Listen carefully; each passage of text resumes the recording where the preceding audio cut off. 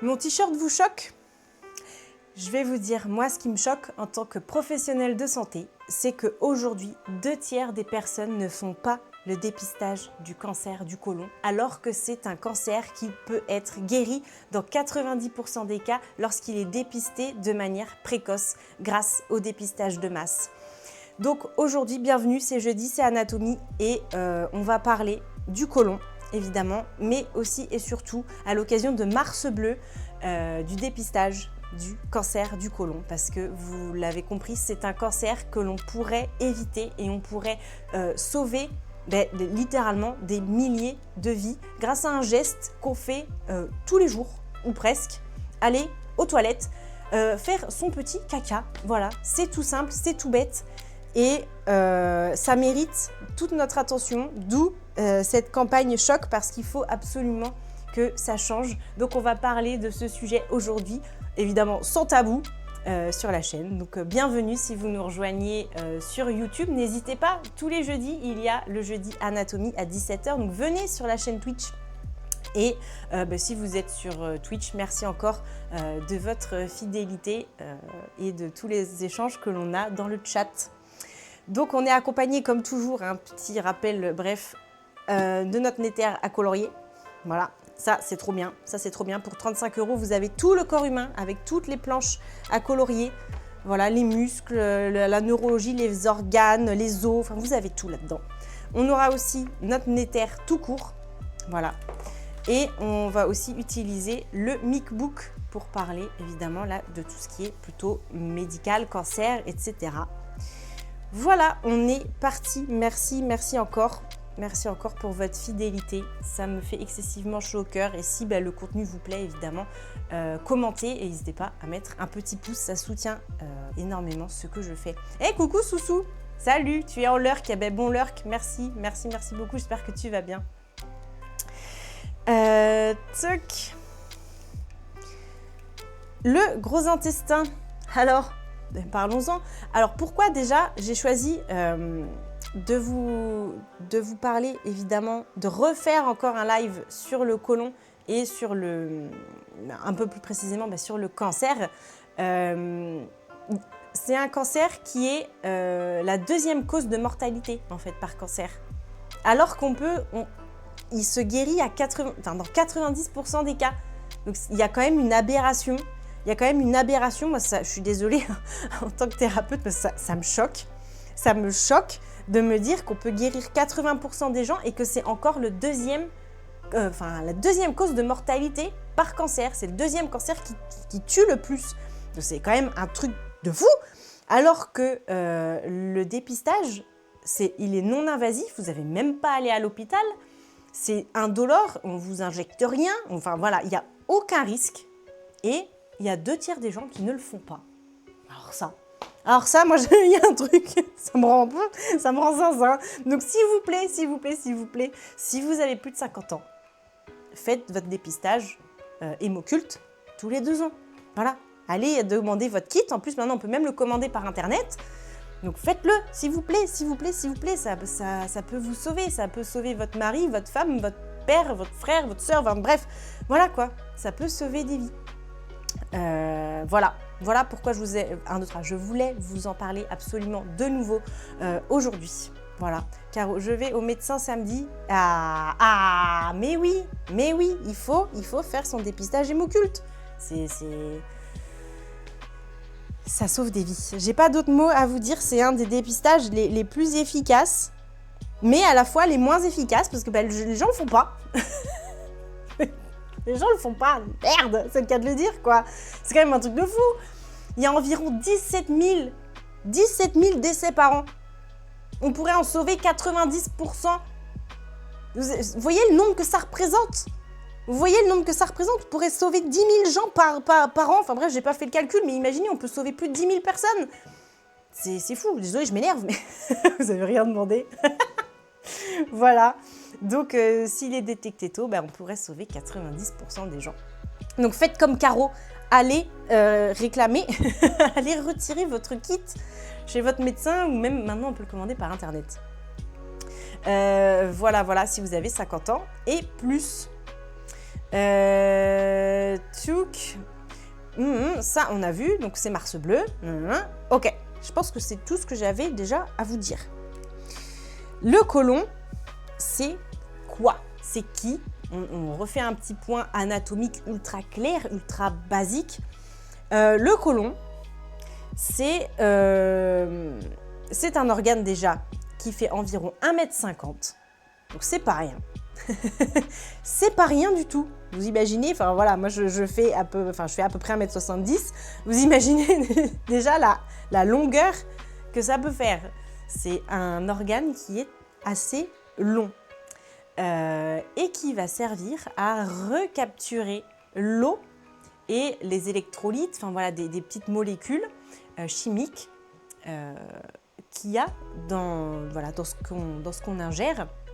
Ça va permettre de ne pas nous déshydrater, ça va réintégrer l'eau et les électrolytes dont on a besoin. Voilà, donc il va assécher notre bol alimentaire, il va,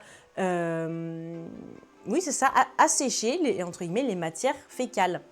Voilà, par réabsorption de l'eau qu'il y a dans notre bol alimentaire. Donc on parle en fait du cadre côlique parce que vous voyez, il a une forme de cadre. Je ne sais pas si on le voit bien. Si là on le voit, je vais vous le montrer là. Il est caché un petit peu par d'autres, par le foie notamment, mais par d'autres organes. Il est sous les côtes aussi. Mais vous voyez, en fait, c'est vraiment, il encadre toute notre abdomen.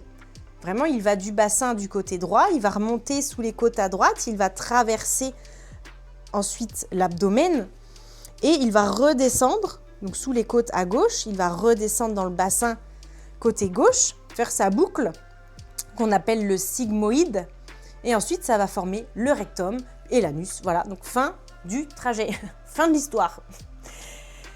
Et voilà pourquoi on parle du cadre côlique. Et il est divisé, en fait, ce côlon en plusieurs portions. On a le cécum, avec l'appendice. Voilà, l'appendice, l'appendicite. Voilà, en fait, c'est quand il y a une inflammation de cette petite appendice. Voilà, là. Donc, le cécum et l'appendice, c'est ce qui a été colorié ici en couleur un peu beige, là. Alors, tu as de la chance, tu prends de l'inhibiteur à pompe à protons, isoméprazole, favorise le cancer du côlon depuis 20 ans. Ah, je savais pas. C'est vrai, les inhibiteurs des pompes à protons, c'est un facteur de risque du cancer du côlon. Ça, je savais pas. Je savais pas. C'est écrit dans la notice. C'est écrit dans la notice. Ça, je savais pas, tu vois. On en parlera des facteurs de risque d'ailleurs du cancer du côlon. À la fin de ce live, je vous réserve le meilleur pour la fin, évidemment. On ne peut pas parler du cancer du côlon sans refaire un topo sur le côlon. Ah oui, d'accord. Ok. Après, qu'est-ce que je veux dire? Il y a peut-être, je ne sais pas si tu avais essayé d'autres traitements, d'autres médicaments, où il n'y a que celui-ci qui fonctionne. Je ne sais pas. Peut-être, si jamais ça te questionne ou si ça t'inquiète, il ne faut pas hésiter à en reparler à ton médecin pour voir s'il y a d'autres alternatives qui n'ont probablement pas cet effet délétère, ou en tout cas ce facteur de risque-là, il ne faut pas hésiter. Hein.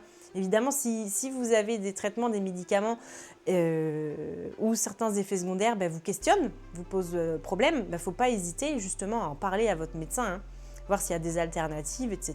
Ce n'est pas la peine de se stresser ou en tout cas de soigner un bout et d'en abîmer un autre. Voilà, n'hésitez pas. Hein. Les médecins, ils sont quand même là pour ça. Hein.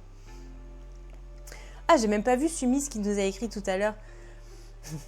Ayana réclame son café, se fait écorcher le nom, oups, puis fond pour le fameux vachier merch, conseillé par Caro, militante stylée, merci.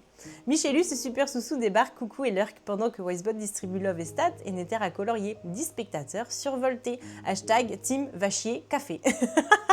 D'ailleurs, le café, ça peut être un stimulant aussi du transit. Hein. Pour certaines personnes, le café, ça manque pas, comme on dit. Hein. Ah, c'est la molécule qui en est la cause. Ah ouais, tu vois, je savais pas. J'irai regarder, j'irai vérifier ça. Alors, attendez, hop là, je remonte. Voilà. Du coup, On a plusieurs portions dans le côlon. C'est ce qu'on disait. On a sécom et appendice. L'appendicite, c'est quand cet appendice s'enflamme. Enfin, s'inflamme, pardon. Je vais y arriver. S'inflamme. Il y a une infection à l'intérieur. Et donc, il faut aller la retirer au risque, sinon, qu'elle explose. Et là, si jamais l'infection se propage au reste de la cavité abdominale, vous avez peut-être déjà entendu ce mot-là, ça va créer une péritonite. Voilà, la péritonite, c'est une complication de l'appendicite. C'est quand les bactéries, elles vont se déverser dans toute la cavité, dans toute la paroi en fait abdominale. Et donc dans le péritoine, je rappelle, le péritoine, c'est le sac, c'est l'enveloppe, voilà, c'est ce qui contient les... C'est très imagé, hein, là on vulgarise hein, comme toujours, c'est très imagé, c'est ça qui contient nos viscères, nos organes. Voilà, c'est ça qui les enveloppe, qui les protège, qui les maintient à leur place, voilà, c'est leur enveloppe. Et donc, si les bactéries, si ça explose, ça va se déverser dans le sac qui contient les viscères. Donc ça, c'est comme appendice. Ensuite, bon, évidemment, le grêle, l'intestin grêle vient s'aboucher ici dans le sécom, hein, parce qu'on rappelle, c'est intestin grêle, et ensuite, ça termine sur le côlon. Et si on le voit, je ne sais pas si... Voilà. Là, ils ont découpé un côlon, et on voit là notre iléum qui arrive, et là, hop, il vient s'aboucher dans le sécom. Le sécom, c'est une zone où il y a énormément de réactions de fermentation de gaz. Voilà. Donc souvent, il peut y avoir des ballonnements, des choses aussi un peu à cet endroit-là. Voilà. Parce que ici, c'est un petit peu la zone de fermentation. Beaucoup de réactions à cet endroit-là, avec les bactéries. Ensuite, deuxième zone, le côlon ascendant. Donc le côlon remonte pour aller sous les côtes. Ensuite, il va faire un angle, l'angle colique droit ou l'angle hépatique, parce qu'il est au niveau du foie, au niveau des côtes à droite. Ensuite, autre portion, le côlon transverse, qui est tendu un peu comme une corde à linge, comme un fil à linge, on va dire, c'est hyper imagé, d'une côte, d'un gril costal à l'autre. Voilà, il va venir comme ça, comme une sorte de corde à linge, d'un hémithorax à l'autre. Ça, c'est le côlon transverse. Angle colique gauche, là au niveau à peu près de la rate. C'est pour ça qu'on l'appelle l'angle aussi splénique. Splénique, c'est référence à la rate. Voilà, sachez-le, vous vous coucherez moins bête. Spleen quelque chose, c'est référence à la rate. Ensuite, on a le côlon descendant, côté gauche, qui va redescendre, comme on l'a vu tout à l'heure, dans le bassin. Voilà, donc on a notre angle gauche, splénique, le côlon descendant. Donc là, il y a plusieurs morphologies, il y a différentes morphologies de côlon. Hein, on le sait, on est tous différents, on a tous des morphologies différentes. Et pour les viscères, les organes, c'est pareil. Voilà, il y a des variations anatomiques, en termes de situation, de longueur. Il y a des personnes qui ont même ce qu'on appelle un méga-côlon. Un côlon qui peut être distendu, un peu, comment je pourrais dire, avec une motilité, avec des contractions qui ne sont pas très toniques. Voilà, donc ça va créer des problèmes de constipation, etc. Donc il y a vraiment des variations de morphologie, de tonus, au niveau de cet organe-là. Donc voilà, là c'est notifié sur cette planche. Mais de manière habituelle, donc il redescend, il fait une boucle dans le bassin. Et ensuite, donc ça c'est la partie sigmoïde. Sigmoïde comme sigma, en forme de S. Sigmoïde, voilà. Et ça va venir ensuite former l'ampoule rectale, le rectum. On dit ampoule parce que il est un peu plus bombé, voilà, imaginez, mais comme une ampoule. Voilà, c'est pour ça qu'on l'a appelé ampoule. Voilà, notre rectum. Voilà, donc boucle sigmoïdienne ampoule rectale et ensuite l'anus, tout simplement. Alors, la rate avec petite patate et beurre salé. Ah, ah Michelus, tu nous donnes des petites recettes. J'adore. J'adore. Voilà, donc on avait notre côlon descendant, notre S, notre côlon sigmoïde, notre rectum, voilà, ensuite le canal anal, et ensuite tout ce qui est après les différents sphincters. Les sphincters, au niveau du côlon, il y en a deux. Il y a le sphincter interne, qui là est en rouge, qui est involontaire. On ne peut pas le contrôler. L'innervation est parasympathique, donc c'est le système nerveux autonome qui s'en occupe. C'est des muscles lisses. Donc tout ce qui est muscles lisses, ça va un peu de pair avec tout ce qui est involontaire, système nerveux autonome. Voilà, dès que vous avez ces noms-là, c'est des choses qu'on ne peut pas contrôler. On ne pense pas à digérer. On ne pense pas, alors il faut que je fasse avancer mes aliments. Voilà, c'est involontaire, ça se fait tout seul, c'est autonome.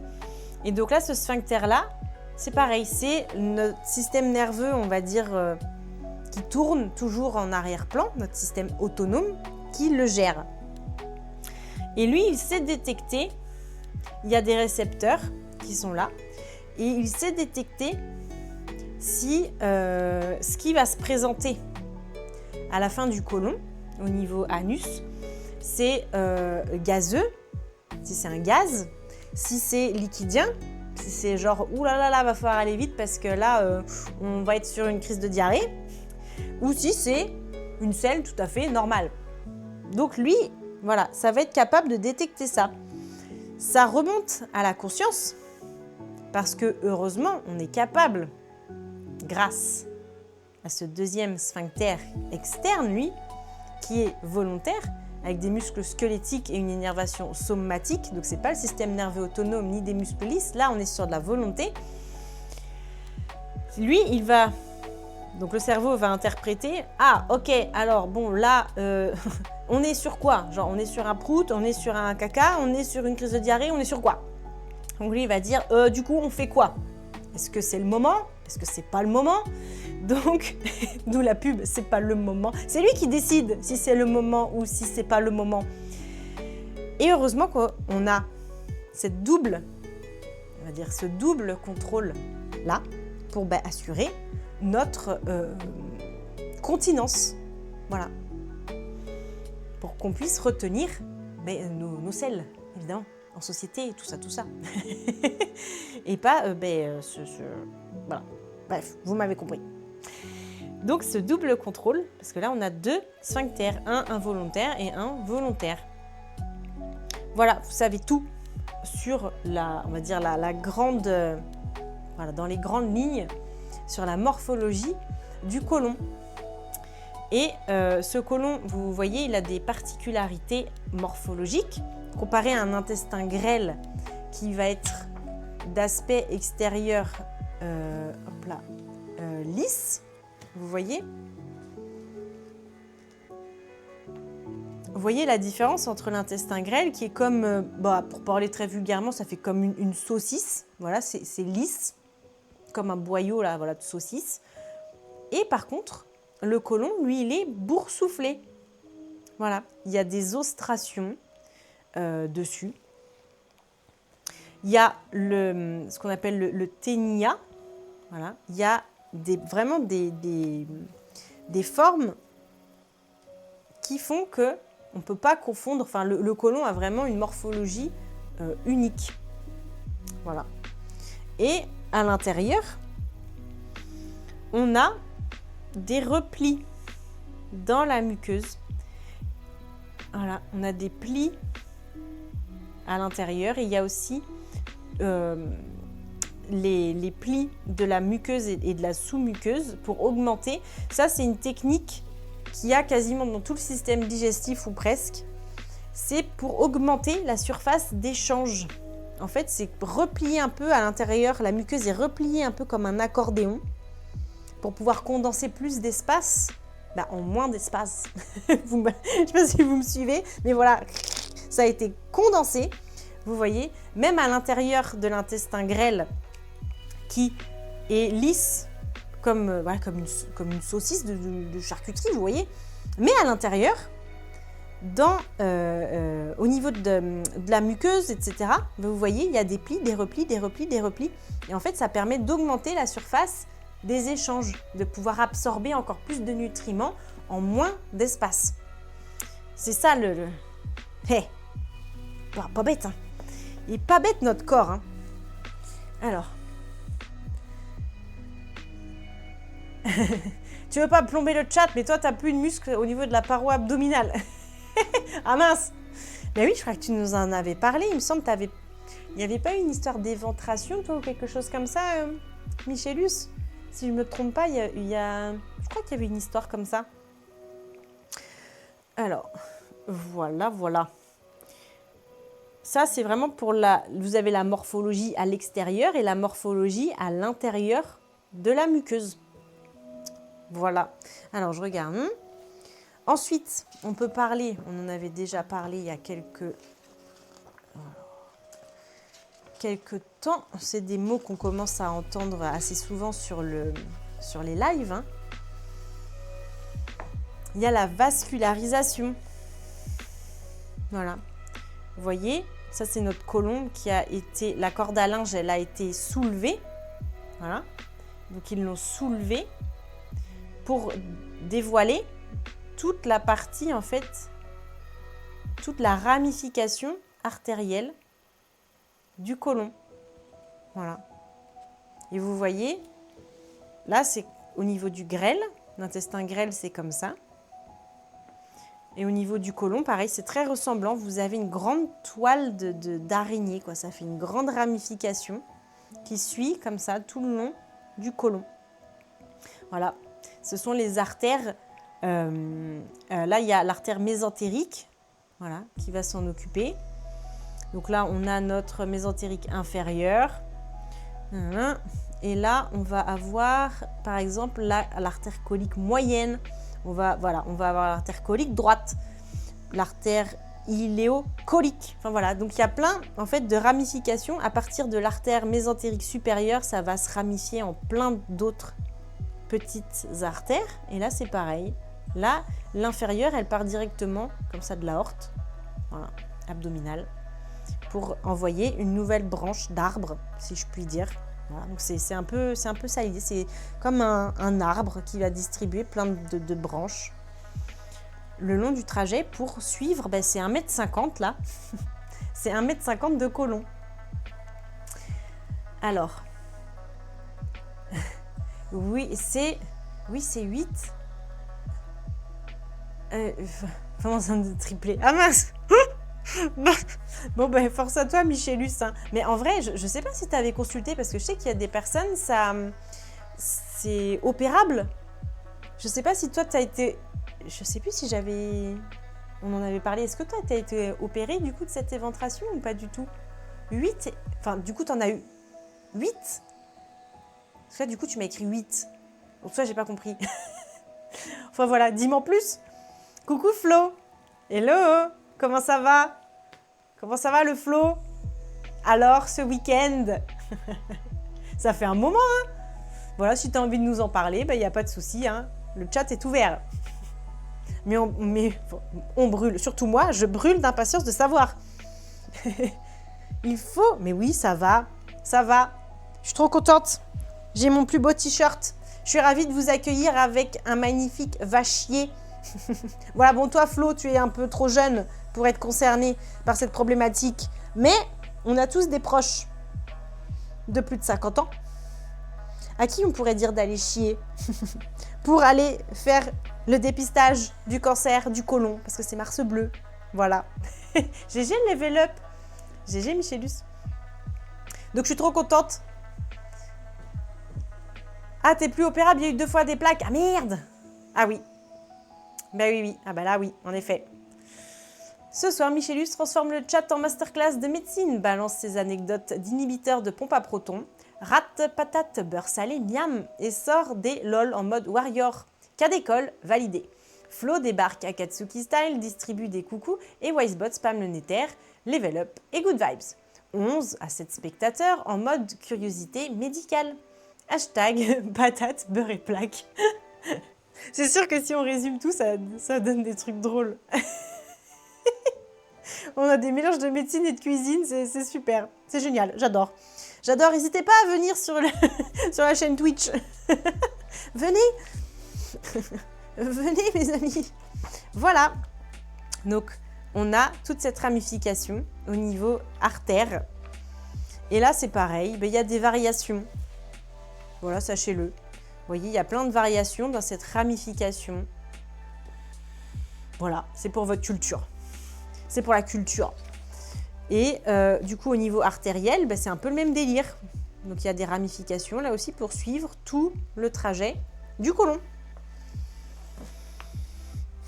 Voilà. Donc, à la fois l'artère mésentérique supérieure, on l'a vu, et la mésentérique, inférieure. Et on rappelle que le mésentère, c'est une portion du péritoine. Voilà. C'est hyper imagé. Voilà, le mésentère, c'est le nom d'une partie du péritoine. Donc, c'est le nom d'un des sacs. Voilà. C'est ultra imagé, mais ça suffit largement pour comprendre. Ça suffit largement. Voilà. Vous voyez, en fait, ce qu'on voit là en espèce de beige crème, là, c'est ça le sac. Vous voyez, c'est ça le sac. La poche, comme on dit par chez moi. Voilà, c'est ça qui va venir entourer les intestins. Voilà, et à l'intérieur, donc dans le sac, dans la poche, viennent se diffuser. Enfin voilà, les ramifications, elles sont là au milieu en fait. Dans ce sac, vous voyez, on le voit, je ne sais pas si vous le verrez très bien, mais là on voit le gris là, ça fait le tour comme ça là. Donc en fait, imaginez, c'est comme s'il y avait un peu du cellophane, voilà, du film étirable, comme ça là, autour des viscères, et qu'à l'intérieur, il y a les ramifications, il y a les artères, les veines qui sont là. C'est ultra imagé, mais c'est un petit peu ça. Dans l'idée, déjà, si vous savez ça, vous en savez plus que 99% des gens. Hein. Vous en savez plus que 99% des gens. Hein. Vous voyez, là, c'est pareil. Là, ils l'ont découpé un petit peu, le sac, pour qu'on voit mieux l'artère. Mais sinon, elle est dedans, quoi. Voilà ce que je peux vous dire. Voilà ce que je peux vous dire. Désolée, hein, pour les gens qui sont un peu sensibles, il y a des voilà. C'est des images, c'est des planches d'anatomie, quoi. Voilà. Donc là, pareil, ils l'ont découpé. Vous voyez, péritoine, réséqué. Ils l'ont découpé. Ils ont coupé le film étirable. Vous voyez, là, il y a juste une anse. Là, ça fait juste comme une sorte de ceinture pour le sigmoïde. Mais vous voyez, il est comme dans un hamac. Je ne sais pas si vous voyez bien. Le côlon, il est dans un hamac, il est soutenu comme ça par cette anse. Et là, ils l'ont découpé là pour qu'on voit mieux le côlon. Mais sinon, tout autour là, c'est tapissé de ce péritoine. Voilà, j'espère que ça vous permettra de voir un peu mieux de quoi ça s'agit. Youpla. Inférieur, blablabla. Je regarde. La partie initiale du gros intestin est issue de l'intestin moyen embryonnaire et la partie distale de l'intestin est du côlon. Ok. Donc en fait, il y a deux artères différentes pour irriguer ce côlon parce qu'il y a deux origines embryonnaires différentes dans le développement du côlon. Voilà. C'est juste ça que ça veut dire. Donc on a vu le cécum et l'appendice, le côlon ascendant qui est derrière le péritoine, le côlon transverse qui a son propre mésocolon transverse, donc son propre hamac, ici, là. Ce qui est en vert, c'est le hamac qu'on a vu tout à l'heure. Là pour le sigmoïde et là pour le transverse. Les deux, ils ont leur hamac. Le côlon descendant qui est derrière le péritoine, le sigmoïde qui a donc lui aussi son propre hamac, son propre mésocôlon. Hop là, si je vous montre pas. Le mésocôlon, on a vu, le rectum qui est derrière le péritoine et le canal anal sous le diaphragme pelvien qui se termine par la marge anale ou anus. Voilà, donc la fonction, on l'a vu, c'est de réabsorber l'eau et les électrolytes des matières fécales et de retenir les sels avant leur élimination. Voilà. C'est là en attente. C'est là en attente. Le gros intestin présente une organisation en différentes couches qui ressemble un peu à celle de l'intestin grêle, mais la muqueuse ne va pas posséder les villosités ni les plis. Les nodules lymphatiques sont habituels. Donc il y a aussi, au niveau là, du côlon, on va dire des pôles, comment je pourrais dire ça, de l'immunité. C'est comme s'il y avait des petites casernes qui sont là pour veiller à l'immunité. Ça, c'est hyper important parce qu'il ne faudrait pas qu'il y ait des bactéries. Voilà, il faut qu'on puisse lutter aussi contre, comme on ingère des choses, on met à la bouche, on avale, il peut y avoir des choses contaminées. Voilà, donc il faut qu'on soit en capacité de pouvoir lutter contre toutes ces bactéries de l'extérieur qu'on va ingérer, qu'on va absorber. Donc la partie immunitaire est très très importante au niveau du système digestif. Les cellules caïciformes sont fréquentes et sécrètent du mucus qui va lubrifier la lumière intestinale et favoriser la progression.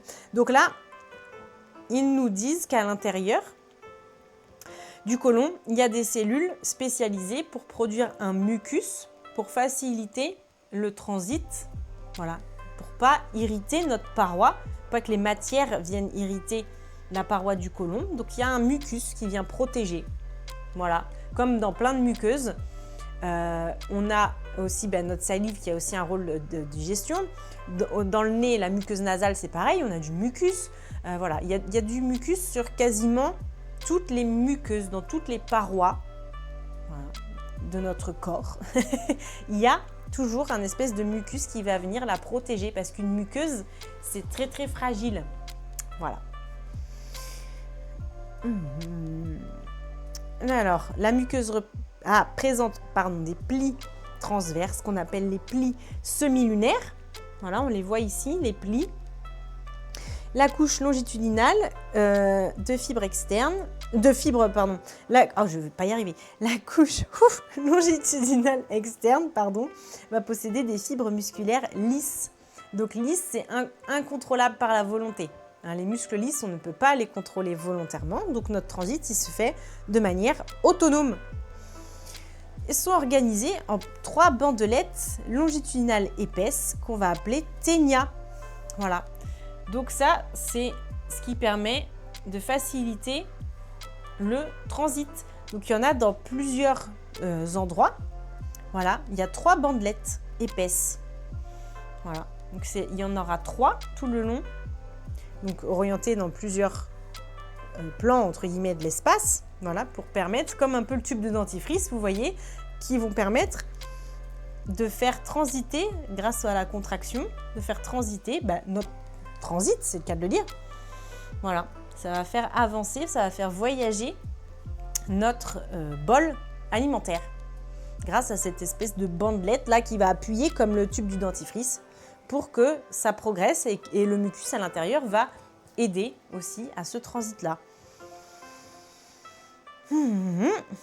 La contraction des couches musculaires provoque une segmentation du côlon qu'on va appeler ostration, qui va donner au côlon son apparence typique.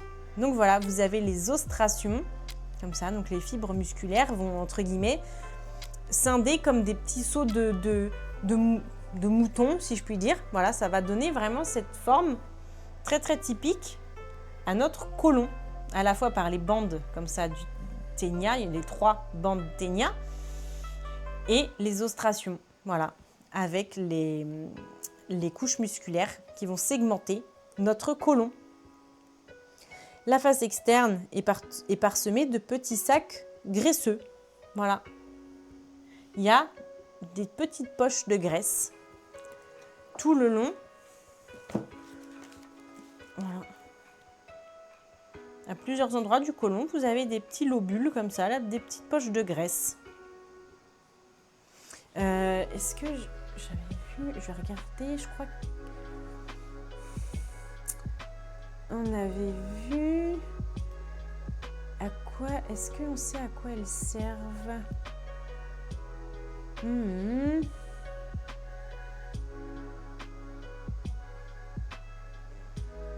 crois qu'on avait vu une fois.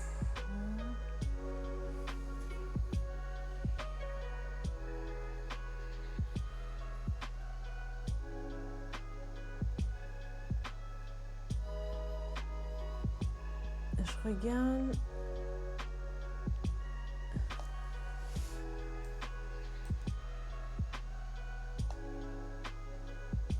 Alors non, ça c'est sur les hémorroïdes, sur l'appendice.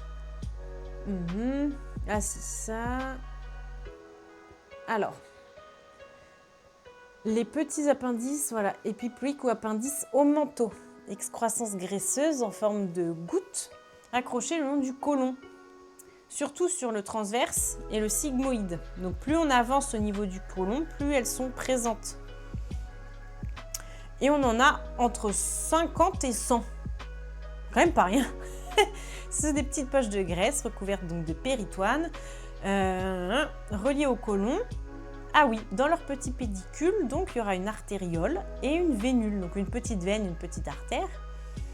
Et un petit peu aussi de tissu conjonctif ou de tissu lymphatique, donc immunitaire, tissu lymphoïde. Alors, leur rôle n'est pas connu avec certitude, il y a plusieurs hypothèses. Donc une réserve locale de graisse pour nourrir les tissus ou servir d'amortisseur mécanique entre toutes les différentes anses intestinales. Parce que dans le corps humain, la graisse, elle sert à la fois d'isolant mécanique, donc contre les chocs, et d'isolant thermique aussi. Voilà, ça isole, ça garde la chaleur. Donc, il y a peut-être cette hypothèse pour protéger, comme tout est un peu entremêlé, entre le grêle, le côlon, voilà, tout est replié, etc. Ça peut servir de petit coussin amortisseur. Protection et isolation, voilà, petit coussin thermique ou sorte de film protecteur qui va limiter les frictions et les micro-traumatismes. Comme on disait, et ça peut aussi avoir un rôle immunitaire ou anti-inflammatoire local. Elles pourraient piéger des foyers inflammatoires ou infectieux. Voilà.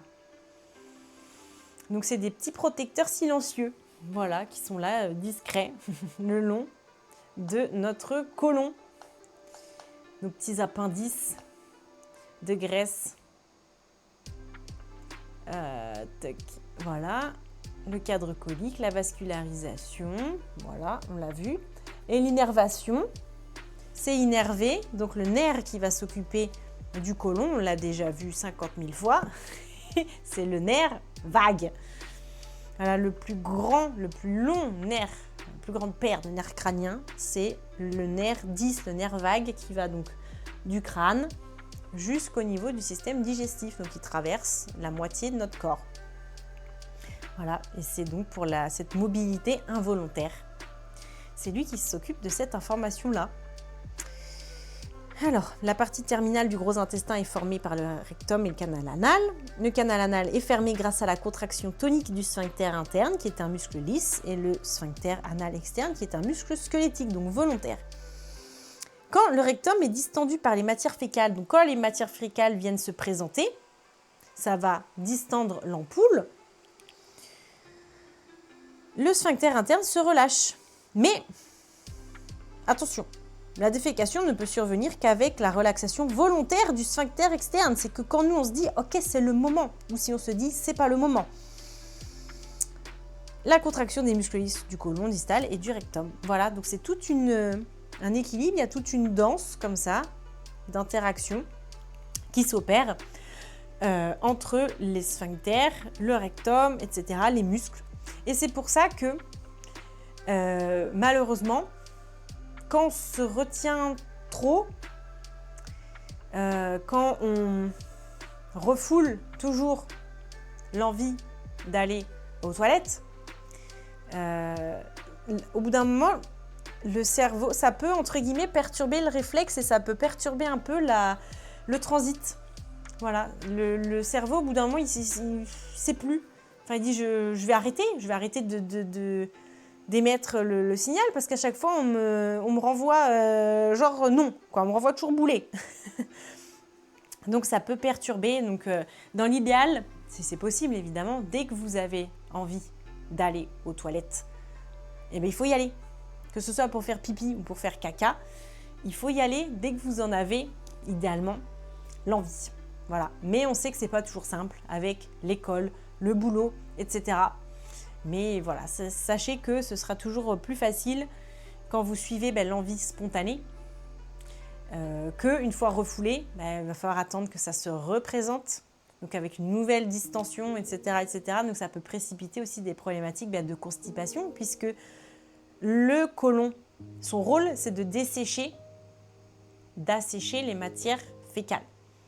Donc les matières, elles vont rester dans l'ampoule et elles vont continuer à être desséchées. Qu'au bout d'un moment, ça sera de plus en plus difficile, elles seront de plus en plus denses, de plus en plus sèches, de plus en plus compactes. Donc ce sera un peu des selles pierreuses, quoi. Ça va pas être terrible. Donc ce sera de plus en plus difficile. Plus vous attendez, plus ça va compliquer la défécation, forcément. Voilà. Donc pour aider, il faut bien s'hydrater quand même parce qu'il ne faut pas qu'elle soit complètement desséchée non plus. Donc il faut boire. Voilà, d'où l'importance de boire beaucoup. Voilà, merci Michelus. Oh là là, non mais moi j'ai un chat en or. Hein. Donc il faut bien boire pour bien hydrater aussi ces selles. Voilà, parce que pendant 1,50 m, elles vont être desséchées. Hein. Donc vaut mieux arriver avec un peu d'avance. Voilà, donc ça va être desséché tout du long. Donc pour éviter que ce soit un vrai caillou, buvez. Buvez, c'est pas pour faire suer le monde qu'on dit qu'il faut boire. Hein. C'est parce que vraiment, physiologiquement, on en a besoin pour fonctionner correctement. Et il faut aussi manger des fibres pour pouvoir faire des beaux caca. Parce que les fibres, ce sont des sucres indigestes, enfin insolubles, que le corps ne sait pas quoi en faire. C'est un déchet. Voilà, donc ça va aller de la bouche jusqu'à la cuvette. Les fibres, on n'arrive pas à les digérer. Donc, ça va donner de la consistance, ça va donner de la matière aux matières fécales. Voilà. Voilà, des fibres. Merci Michelus. Donc, c'est les deux, on va dire les deux astuces si vous avez des soucis de transit, de constipation. Boire beaucoup. Voilà. Au moins 1,5 litre, voire 2. Et manger des fibres, donc des céréales complètes, du pain complet, voilà, des céréales complètes, le pain complet, voilà, tout ce qui est, on va dire, déjà si vous arrivez à faire ça, troquer le pain blanc contre le pain complet et les pâtes complètes contre les pâtes blanches, le riz complet ou semi-complet contre le riz blanc, déjà rien qu'avec ça, ça va vous changer la vie.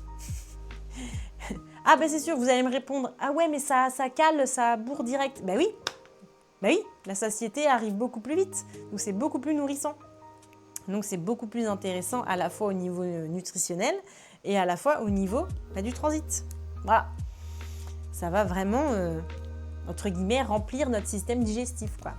C'est de ça dont on a besoin. Donc rien que ça, si vous y arrivez, ce sera topissime. Ça, on a vu pour le beau caca. Le beau caca. Alors, qu'est-ce que j'ai d'autre à vous dire? Ça, on a vu, donc la morphologie du côlon, la vascularisation, l'innervation, on a vu. Fonctionnement, donc il réabsorbe l'eau et les électrolytes, il va former les selles.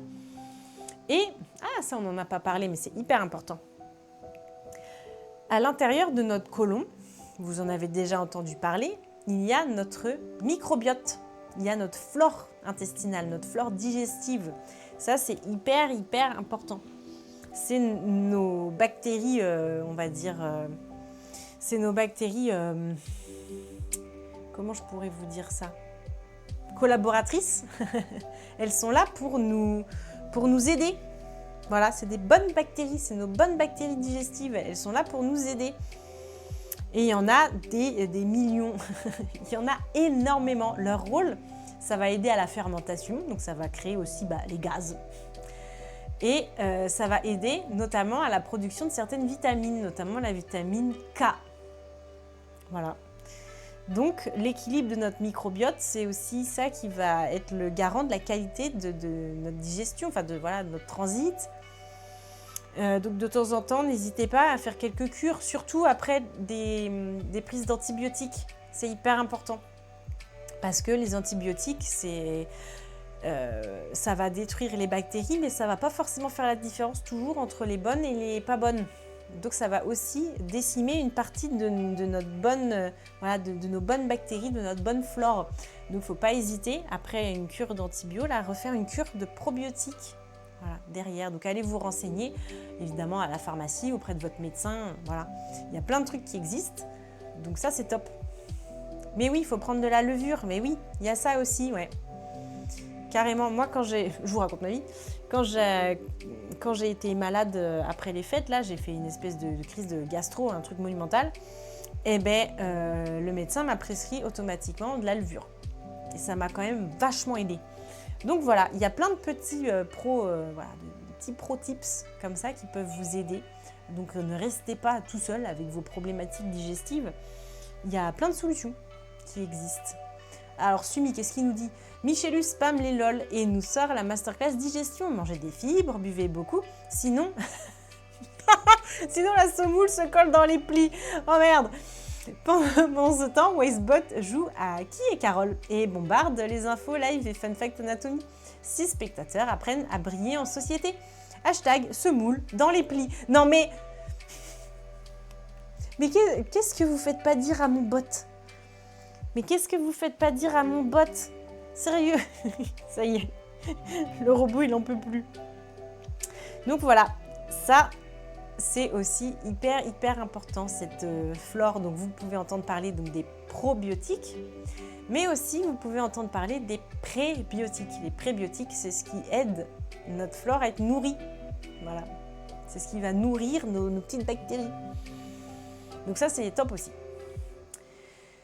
La motricité, on l'a vu, pour se déplacer dans ce côlon, il y a des muscles, voilà, à la fois longitudinaux et à la fois les plis, comme ça, qui vont aider à faire avancer le tube de dentifrice, entre guillemets. C'est très imagé, mais c'est un peu ça l'idée, quoi. Et après le repas, on va avoir le réflexe gastro-colique. Voilà. Comme on dit très vulgairement, t'es un canard ou quoi? Genre, tu bouffes, tu chies. C'est le réflexe gastro-colique. On mange, on a envie d'aller aux toilettes. Voilà, donc ça c'est tout à fait normal. Ensuite, nos gaz aussi. Comme on l'a dit, il y a de la fermentation. Il y a une production de gaz dans le côlon. L'origine des gaz, c'est aussi l'air. C'est aussi et surtout l'air qu'on avale quand on mange. D'où l'intérêt de manger doucement, de prendre son temps et de ne pas gober, d'avaler ça vite fait, bien fait sur le pouce. Il faut prendre le temps parce que des fois quand on mange trop vite, on avale trop d'air et on n'arrive pas à évacuer ça correctement. Donc ça va rester coincé dans notre ventre et ça va nous ballonner. Sachez que contre les ballonnements, le charbon, demandez à la pharmacie. Il y a des petites choses qui existent, notamment comme le charbon végétal, je crois, ça doit s'appeler comme ça. Et le Gaspard, oh merde. Voilà, donc ça va aider à ce que le gaz parte. Ça c'est, ça c'est pour aider contre les gaz. Je suis en train de voir. Ah non, j'ai pas changé ça. Je vais mettre ça. J'ai oublié de changer 2-3 petits trucs dans mon stream.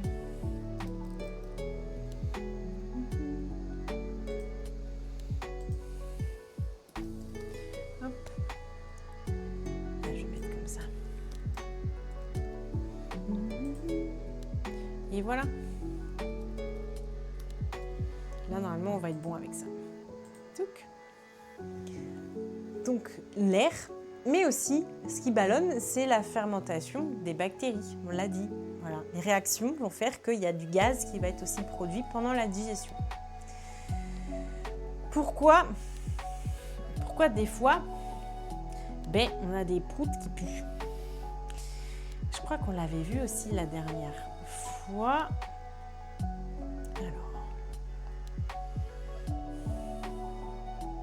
Les outils. Les hémorroïdes. Ensuite, je suis en train de regarder. Alors, nos proutes. Alors, les ballonnements, tout ça, les gaz et tutti quanti. Donc, les gaz, on en produit environ entre 0,5 et 2 litres par jour de gaz, de prout. Et on évacue entre 10 et 25 fois par jour. Et c'est tout à fait normal. Il y a même des nouvelles études qui diraient que ce serait presque plus proche de 30 émissions de paix par jour. Voilà, et c'est tout à fait normal. Donc, on avale de l'air. Quand on parle, quand on mange trop vite, quand on boit aussi à la bouteille, quand on mâche un chewing-gum, quand on fume, voilà, tout ça, ça fait qu'on va avaler de l'air. Donc méfiez-vous de tous ces petits gestes voilà, du quotidien. Prenez votre temps. Bon, si vous fumez, voilà, sachez que forcément, vous allez aussi avaler de l'air. Si vous mangez du chewing-gum, vous allez avaler de l'air. Donc voilà, si vous êtes sujet au ballonnement, mais il y a peut-être des habitudes de vie que vous pouvez remettre en question pour essayer de vous aider. Et coucou maquillage. Comment ça va bien? Merci, merci à tous d'ailleurs de choisir la chaîne, que vous soyez dans la lumière ou dans l'ombre. N'hésitez pas à rejoindre la chaîne Twitch. Alors, Caro_Coca, évidemment, je n'ai pas précisé. Oui, ça va super, merci beaucoup. Je suis ravie, voilà, j'ai mon plus beau t-shirt. C'est ma surprise du jour, voilà, c'est mon plus beau t-shirt va chier. C'est le merchandising de la Ligue contre le cancer. À l'occasion de Mars Bleu contre le cancer du côlon. Voilà, donc si vous voulez vous l'acheter, j'ai épinglé le lien dans le chat. Voilà, et puis je vais le mettre en description, évidemment. Je ne sais pas jusqu'à quand le merch sera ouvert, mais voilà, sachez que c'est trop bien. Cette campagne va chier, je l'adore. Je la trouve choquante, mais dans le bon sens du terme. Alors, voilà. Donc ouais, j'adore cette campagne. Et petit rappel pour ceux qui nous ont rejoints depuis, cette campagne de la Ligue contre le cancer a été faite parce que 2/3 des personnes ne font pas le dépistage du cancer du côlon. Donc 2/3 des plus de 50 ans ne le font pas, parce que c'est qu'à partir de 50 ans de toute façon. Alors que 90% des cas, en fait, on guérit. Enfin voilà, c'est un cancer qui se guérit dans 90% des cas s'il est dépisté au bon moment. Donc voilà, c'est quand même trop con. Et c'est un peu choquant quand on le sait, à quel point c'est facile de faire le dépistage du cancer du côlon avec le kit Hémoculte, et à quel point personne ne le fait, alors que c'est bête. Enfin, on attend de devoir passer des coloscopies qui sont des opérations, donc avec des risques opératoires, avec tout le régime avant qui est quand même exécrable, alors que, voilà, on aurait pu faire le Hémoculte bien avant, quoi. Juste faire son petit caca tranquille à la maison, comme d'hab, quoi, au calme, au KLM. Mais non. Donc, allez demander votre kit, là, bon sang.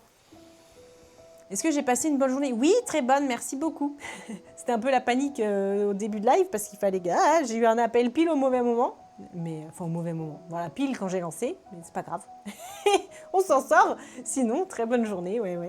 Très bonne journée, nickel. Et toi, ta journée, quoi de neuf dans la maquillage sphère? Dans la maquillage place? Donc l'air avalé, voilà, nos gaz, ils viennent déjà de là.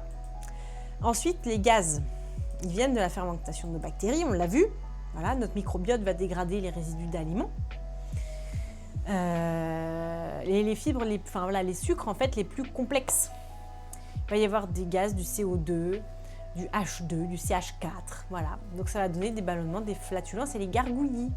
Les gargouillis, d'ailleurs, le nom scientifique, c'est le borborygme. Voilà, sachez-le. Les bruits intestinaux, ça s'appelle borborygme. Certaines personnes vont fabriquer plus de méthane que les autres. On les appelle méthanogènes. Et leur gaz brûlerait, voilà. Si on testait, mais bon, on va peut-être éviter de tester quand même. Voilà. Et il y a aussi des réactions chimiques. Voilà, certains aliments comme les œufs, les crudités, les crucifères, les oignons, l'ail, tout ça, vont contenir naturellement du soufre. Et quand ça fermente, ça libère des composés soufrés volatiles, comme le sulfure d'hydrogène, le méthanétiol et le diméthylsulfure. C'est ça qui donne les proutes œufs pourris là. Proutes qui puent l'œuf pourri, c'est à cause des composés soufrés. Voilà. Et donc les gaz odorants viennent d'un régime un peu trop riche en protéines animales. Voilà. Donc les gomuscus, des fois, quand ça proute, ça doit faire des proutes qui puent. Donc riche en protéines animales, en œufs, en choux aussi, tout ce qui est les légumineuses, les fromages fermentés, la charcute, la bière, voilà. Donc il y a des régimes alimentaires qui vont favoriser l'émission de gaz odorants à cause des composés soufrés. Voilà. Pourquoi certains gaz vont être inodores et d'autres, ça va puer? 90% des gaz intestinaux sont inodores. C'est de l'azote, de l'oxygène, du dioxyde de carbone, de l'hydrogène, du méthane, donc ça n'a aucune odeur. Mais on a 10% des gaz qui vont contenir des molécules soufrées. Voilà, même en toute petite quantité, ça schlingue. C'est pas tant la quantité qui fait l'odeur, mais c'est surtout la composition chimique en fait. Voilà. Et il y a aussi le microbiote qui va jouer. Voilà. La composition va dépendre de notre type de microbiote. Donc d'où l'intérêt aussi de prendre très très soin de notre microbiote. Voilà. Parfois un déséquilibre du microbiote, ça va aussi perturber nos gaz. Alors, ça on a vu. Que faire contre les gaz? Manger lentement, mâcher longtemps, éviter les boissons gazeuses, les chewing-gums, voilà, tout ce qui est paille aussi, boire à la bouteille, etc. Réduire les aliments fermenticibles, notamment tout ce qui est le régime FODMAP, donc réduire oignons, choux, pommes, blé, légumineuses. Et augmenter les fibres pour que le microbiote s'y habitue progressivement. Donc tout doucement, on intègre de plus en plus de fibres. Et limiter l'excès de protéines animales qui vont favoriser les gaz soufrés. Des astuces naturelles, le fenouil, le cumin, le curry, le gingembre, l'anis sont des antispasmodiques. Voilà, ça va empêcher les spasmes de la digestion. Donc on peut les prendre en tisane par exemple pour soulager les ballonnements. Comme je vous disais, le charbon aussi. Voilà, donc n'hésitez pas à aller demander en pharmacie. Voilà, il y a des plantes, il y a plein de petites astuces comme ça en parallèle qui peuvent vous aider. Voilà, pour améliorer son transit, on s'hydrate. On mange des bonnes fibres. Voilà, fruits, légumes, céréales complètes, etc. etc. Et si on est en constipation, mais à l'inverse, si on est plutôt tendance diarrhée, on va limiter tout ce qui est crudité. Voilà, on va préférer tout ce qui est bananes, carottes, compotes, riz. Voilà. Et coucou Elfside, comment ça va? T'arrives au meilleur moment. Attends Elfside, tu vas rire. Tiens, je t'ai sorti mon plus beau t-shirt. On sait accueillir. Est-ce que t'es plus heureux quand j'accueille de cette manière-là ou pas? Est-ce que ça te plaît davantage? Un petit nom d'oiseau? Va chier, tiens. Là, tu te retrouves. Voilà, je me doutais que ça allait te plaire. Voilà. Donc, va chier. Si tu veux le même, le lien est épinglé. Voilà, c'est le merchandising de la Ligue contre le cancer à l'occasion de Mars Bleu pour interpeller sur le fait que 2 tiers des plus de 50 ans, donc qui doivent se faire dépister contre le cancer du côlon, ne le font pas. Voilà, 2 tiers des gens ne se font pas dépister du cancer du côlon, alors que 90% des cas pourraient être évités grâce à ça. Voilà, et qu'il y a environ 17 000 morts par an. Donc c'est 17 000 morts qu'on pourrait quasiment éviter. Voilà. Ouais, le mug. Le mug. Donc les gens, prenez un tote bag si vous voulez dire aux passants d'aller chier. Prenez un mug si vous voulez dire à vos collègues ou à votre boss d'aller chier. Et prenez un t-shirt si vous voulez dire à tout le monde, vos proches, tout le monde, votre voisin, votre voisine, d'aller chier. Et surtout, surtout de se faire dépister contre le cancer du côlon. C'est trop important. On pourrait sauver tellement de vies. Voilà. Et évidemment, tous les profits seront reversés à la Ligue contre le cancer. Alors, comment ça va? Ça se passe très bien pour l'instant. Ah, bah écoutez les gens, j'espère que vous allez acheter le merch. Hein. J'espère que vous allez acheter le merch. Ça va bien en tout cas. Ça va bien, Elfside. J'espère que toi aussi. Ça a streamé quoi là-bas? Je suis en train de regarder. Ça a streamé du Just Chatting. Ok. Mais j'espère que tu as passé des bons streams hein, cette semaine. Merci encore de choisir la chaîne. Dès que le premier salaire va tomber, haha. Soirée film, trop bien. Eh bien, écoute, merci encore d'avoir choisi la chaîne, ça fait trop plaisir. Pose-toi et puis, bah, on est sur le Colon, évidemment, à l'occasion donc de Mars bleu. Alors, on disait quoi? Comment on améliore notre transit? Donc, on s'hydrate, on choisit les fibres en fonction si on est plutôt tendance constipation, tendance diarrhée. Voilà, ce ne sera pas les mêmes choses à éviter. Il faut bouger. Il faut bouger. En fait, on ne le dit pas assez, mais la motricité, cette mobilité intrinsèque du transit, là, elle est stimulée par le mouvement. C'est stimulé par le mouvement. Vous avez vu où est-ce qu'il est, le côlon? Je vais vous le remontrer au cas où vous n'auriez pas trop bien fait attention. Vous allez vous faire engueuler, vous n'avez rien demandé. Au cas où vous n'auriez pas trop fait attention à ce que je vous dis. Le côlon, il est clairement dans le bassin. Il est clairement dans le bassin. Donc en fait, dès qu'on va marcher, on va mobiliser évidemment notre bassin, notre colonne, nos bras, notre thorax. Donc en fait, ça va aider à faire bouger toute notre cavité là, abdominale. Donc le transit, voilà, va être vraiment aidé par l'activité physique et pas des trucs de zinzin, juste aller marcher.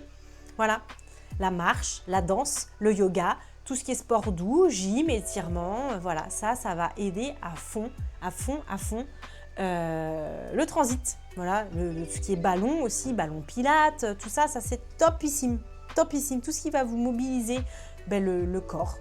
Ça fait du bien au transit. Alors, de rien avec plaisir. Bah non, mais tout le plaisir est pour moi. C'est moi qui suis tellement heureuse de vous avoir comme à chaque stream. C'est trop chouette. Trop chouette. Le côlon adore qu'on bouge le bassin. Mais oui. Bougez votre popotin là. Votre côlon vous en remerciera. Ensuite, gérer le stress. Voilà, la respiration abdominale, la cohérence cardiaque, la méditation, rire, faire des siestes, aller se promener dans la nature, avoir des passions, des loisirs, voilà, décompresser un peu, prendre des petites vacances, des petits week-ends, ça. Voilà, tout ça, forcément, ça va aider aussi le transit. Il n'y a pas de mystère. Il n'y a pas de mystère. Et notre nerf vague, il relie notre cerveau à notre côlon, c'est ce qu'on a vu tout à l'heure. Donc, plus on est détendu, mieux, voilà, plus notre cerveau est relax, plus le transit aussi va être en mode tranquille, quoi, ça se passe bien. Et tout ce qui est probiotiques, prébiotiques, donc les probiotiques naturels, on va voir tout ce qui est yaourt, kéfir, certains compléments, évidemment. Vous pouvez directement aller acheter les probiotiques en complément à la pharmacie ou à la para. Ça va vous apporter tout ce qui est les bonnes bactéries. Et les prébiotiques, donc ce qui nourrit notre microbiote, nos bactéries qu'il y a dans notre intestin, banane, avoine, ail, poireau, voilà, ça va nourrir ça, nos bonnes bactéries. Ça va diminuer aussi évidemment les gaz, tout ça. Voilà. Donc il ne faut pas forcément combattre les gaz, on l'a dit, on peut en avoir quasiment jusqu'à 30 proutes par jour, c'est normal.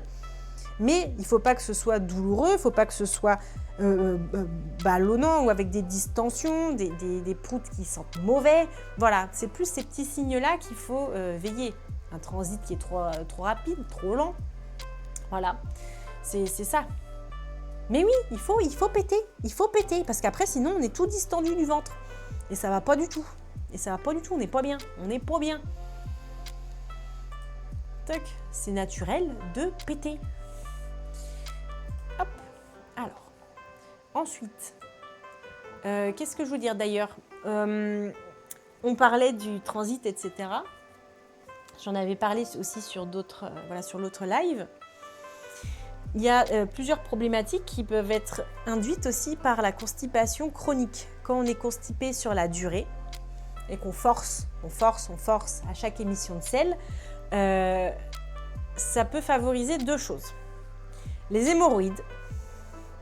Les hémorroïdes, en fait, autour de la marge anale, etc., vous avez des veines. à l'intérieur et à l'extérieur. Donc il y a des hémorroïdes internes, des hémorroïdes externes, voilà. Mais le fait d'augmenter la pression dans la cavité abdominale, eh bien, ça va forcer sur les veines. Vous voyez bien, quand on force sur une veine, elle va se dilater, ça va congestionner. Donc vous allez vous congestionner les veines anales. Et donc ça va vous favoriser des hémorroïdes. Ça va vous inflammer le plexus veineux. Voilà, c'est super. Ah, Sumi, ce soir, Michélus livre ses secrets anti-antibio. Prenez de la levure et faites partir le gaz. Pendant que Maquillage débarque, Bisounours Style et Papote Journée Elfsit fait son retour. Chill et partage mug et soirée film. Bien pété, c'est important. Wisebot et Streamlabs spam les good vibes. 6 spectateurs en mode cosy. Hashtag gaz et bisounours. Est-ce que les bisounours pètent? C'est ça la question. Oui, je pense que oui. Donc, les hémorroïdes. Les hémorroïdes, tout le monde en a, c'est normal. Voilà. C'est d'aider aussi à la continence et fermer hermétiquement la sortie. Donc voilà, ce plexus veineux, il a quand même un rôle. Mais le problème, c'est quand ça va se dilater et s'inflammer. Voilà. Ou se congestionner. Là, on va faire la crise hémorroïdaire. C'est là que ça ne va pas. On a les hémorroïdes internes, donc à l'intérieur du canal anal, qui ne sont pas visibles. Mais des fois, ça peut saigner. Voilà. Il peut y avoir du sang rouge vif sur le papier toilette. Il y a aussi les hémorroïdes externes. Voilà. Qui vont être visibles, gonflées, douloureuses, bleutées parfois avec ce petit caillot là, la boule bleutée qu'on peut avoir. Voilà. Les bisounours, comment ils feraient les arcs-en-ciel? Ben voilà, c'est comme les licornes. Ça fait des caca arc-en-ciel, c'est tout. Pourquoi on a des hémorroïdes alors? Vous avez 4 heures. Causes multiples. Tout ce qui va en fait augmenter la pression, dès que vous allez forcer sur le canal anal, ça va augmenter.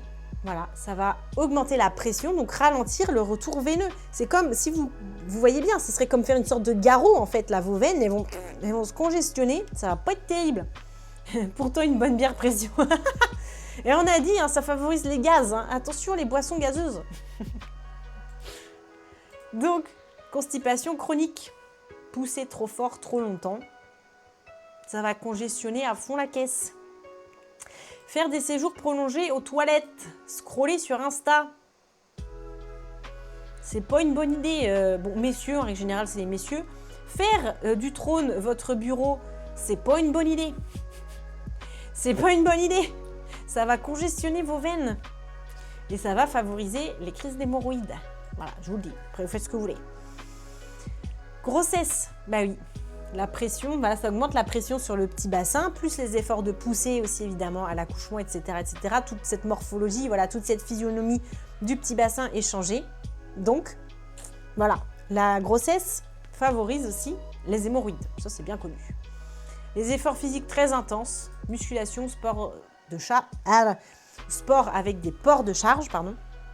Pareil, ça va augmenter la pression abdominale et donc ça va pousser fort sur le périnée et donc là aussi sur toute cette marge anale.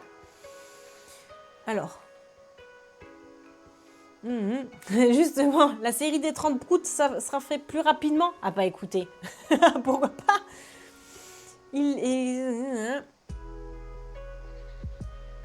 Il existe aussi des crêtes de coq. Ah, mais attends, je chercherai. Je vais chercher après. Je vais regarder ce que c'est. J'ai jamais entendu ça sous ce nom-là. Alors, quoi d'autre? Alcool, épices, café. C'est des vasodilatateurs naturels. Donc, ça va aussi, là, écarter les veines. Donc, ça ne va pas faciliter le retour veineux non plus. Ça va faire stagner le sang. Donc, c'est pas terrible. Il y a des prédispositions génétiques. Voilà, au même titre que des gens font des varices, ben, il y en a, ils font les hémorroïdes. Voilà. La sédentarité, la station assise prolongée, encore pire sur les toilettes. Mais voilà, bougez, bougez. Ceux qui sont au bureau, tout ça, assis toute la journée, en voiture, j'en passe et des meilleurs. Dès que vous pouvez faire une pause, vous dégourdir les jambes, adopter un ballon plutôt qu'un siège. Voilà, bougez, bougez, bougez. Ça va aider. Voilà, en tout cas, ça va lutter contre l'arrivée des hémorroïdes. Voilà, les symptômes, démangeaisons, gêne, brûlures, des boules, lourdeur, traces de sang sur le papier, dans la cuvette. Voilà, parfois douleur aiguë. Donc voilà, si vous avez ces problématiques-là, il faut consulter. Il y a des solutions. Mais comment on lutte? On arrête de forcer aux toilettes. Si on n'a pas envie, que ça ne vient pas, c'est pas grave. Tant pis. On va attendre que l'envie revienne. Parce que heureusement, si l'envie est refoulée, on dit non, c'est pas le moment, le corps va réessayer, le cerveau va renvoyer le message dans quelques temps, mais là, il faudra l'écouter. Quand le cerveau va vous dire et que le ventre, voilà, vous dit ça se présente. Ah, il faut y aller. Voilà, essayez vraiment, vraiment le plus que vous pouvez quand vous sentez l'envie. Allez-y quasiment aussitôt. Voilà, ça aidera à ce que l'information circule bien et que du coup la défécation soit efficace. Parce que sinon, si vous essayez alors qu'il n'y a pas eu d'infos, vous allez forcer, ça va pas être terrible. Voilà. Donc si vous êtes constipé, c'est pareil. Trouvez des moyens médicamenteux ou non médicamenteux de lutter contre cette constipation. Voilà, donc s'hydrater, manger des fibres, des fruits, des légumes, des graines, des céréales, etc. etc. Bougez, marchez, étirez-vous, faites de la gym, de la danse. Voilà, évitez la station assise, allez faire des promenades et allez aux toilettes dès l'envie, voilà, sans repousser. Et puis si ça ne vient pas, c'est pas grave. Dès que l'envie se représentera, allez-y. Voilà, c'est pas un drame si vous loupez le coche une fois, ça va se représenter. Mais c'est le fait de repousser sans arrêt. Là, ça peut poser problème dans cette boucle. Et évitez de scroller tous les posts Insta de la journée en étant sur le trône. Voilà.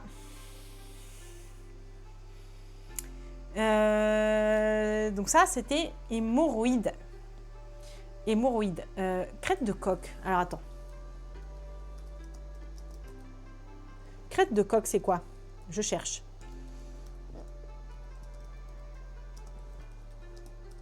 Crête de coq. Ah, on n'en avait pas parlé l'autre fois, tu vois. Crête de coq.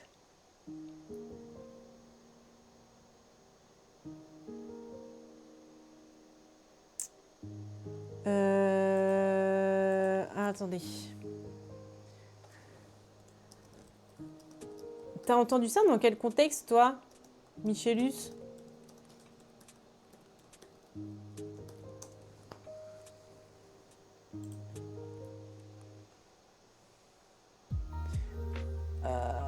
Bien réel, alors. Ah ouais. La crête de coq, en proctologie, la crête de coq désigne une petite excroissance de peau ou de muqueuse au niveau de l'anus, souvent irrégulière et un peu dentelée, d'où son nom. Ok. Ce n'est pas un terme médical officiel, mais utilisé en consultation pour en décrire l'aspect. La crête de coq correspond le plus souvent à une marisque, un repli de peau résiduel après une ancienne crise hémorroïdaire. Ah, ok. Comme la peau a dû être distendue, quand elle revient à son état normal, il doit rester comme, vous voyez, un ballon un peu, c'est pas très glam, mais un ballon un peu fripé, vous voyez, un ballon de baudruche là. Ça donne aussi cet aspect-là à la peau, de la marge anale. Donc un petit repli de peau qui est résiduel après une crise d'hémorroïdes. Ou alors une hypertrophie liée à des épisodes inflammatoires répétés. En gros, les hémorroïdes gonflent, etc. en laissant un excédent de peau. C'est bénin, mais ça peut être gênant. Gêne, irritation esthétique ou de l'hygiène, etc. Donc vérifiez toujours si ce n'est pas autre chose. Voilà. Et donc consultez. Je ne savais pas. Maintenant on saura c'est quoi une crête de coq. Hein. Merci Michelus. Hein. Merci beaucoup. Alors. Donc, hémorroïdes, c'est le premier problème qui peut être lié à une constipation chronique. On force, mais il n'y a pas que ça qui donne des hémorroïdes, on l'a vu. Il y a aussi, alors, c'est écrit là, la diverticulose colique. on en a parlé quand on avait fait l'autre live. Diverticulose colique, c'est une petite hernie dans la muqueuse à travers la paroi du muscle qui va créer un petit sac muqueux qu'on appelle diverticule qui contient des matières ou des concrétions fécales. Ça concerne la partie distale du côlon, en général plutôt sigmoïde. Donc les gens vont faire soit on dit diverticule ou crise, une sigmoïdite. Voilà, il y en a qui partent en crise de sigmoïdite. Mais souvent, c'est une crise à cause d'un diverticule qui s'inflamme. Voilà. Peut être induit par des contractions exagérées, augmentation de la pression dans la lumière, donc trop de pression dans le côlon, là, ou une faiblesse de la paroi. En fait, naturellement, c'est le nom d'un Pokémon. Non, pas du tout. En fait, ce qu'il faut savoir, c'est que au niveau du côlon, il y a aussi des petits paquets d'artères ou artères, veines, tout ça, qui transpercent, entre guillemets, qui sont là au niveau de la paroi.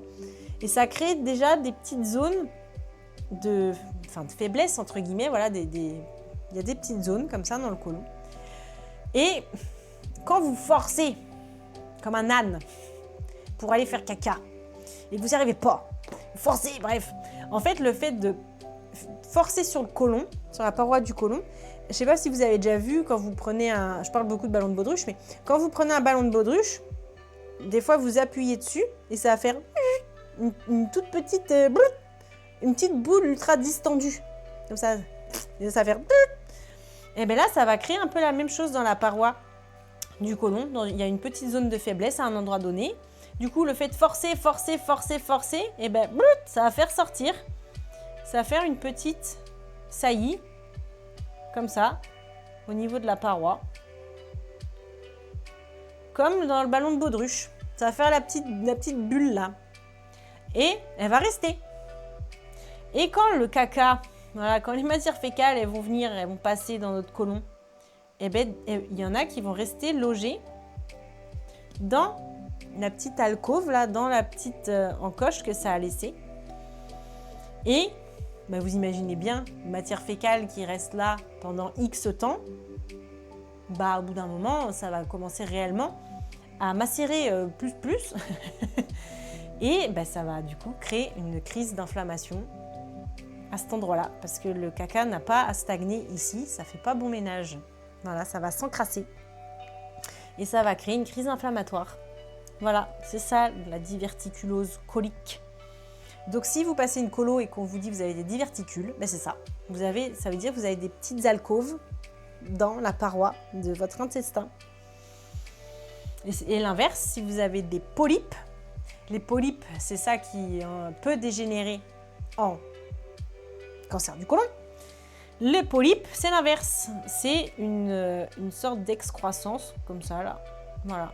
Ça va être une excroissance de muqueuse. Voilà.